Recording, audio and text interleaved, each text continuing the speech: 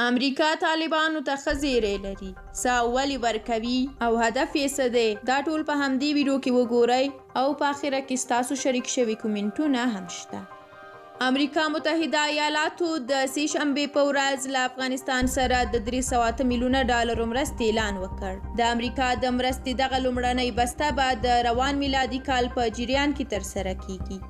امریکا متحده ایالاتو د مرستې دغه اعلان داسې وخت کې کړی دی چې په همدې ورځ د ملګرو ملتونو سازمان په افغانستان کې د بشري ناورین د مخنیوي لپاره له نړیوالې ټولنې څخه د څه باندې 15 میلیارده ډالرو مرستې غوښتنه کړې ده. له واشنګټن څخه د فرانسې خبري اژانس په حواله د امریکا لخوا دغه اعلان شوې مرسته به د روان کال په جریان کې ترسره کیږي.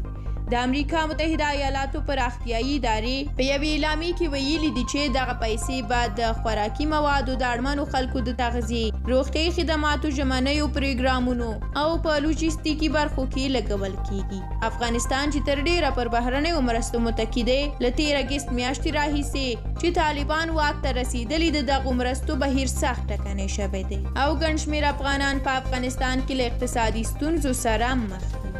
مننه چې دا ویډیو مو تر اخره ولیده. اوس هم تاسو هغه کومنټونه ګورئ چې زموږ په پخوانیو ویډیوګانو باندې خپل نظریات را سره په کومنټونو کې شریک کړي دي. تاسو هم کولی شئ خپل نظریات را سره شریک کړئ.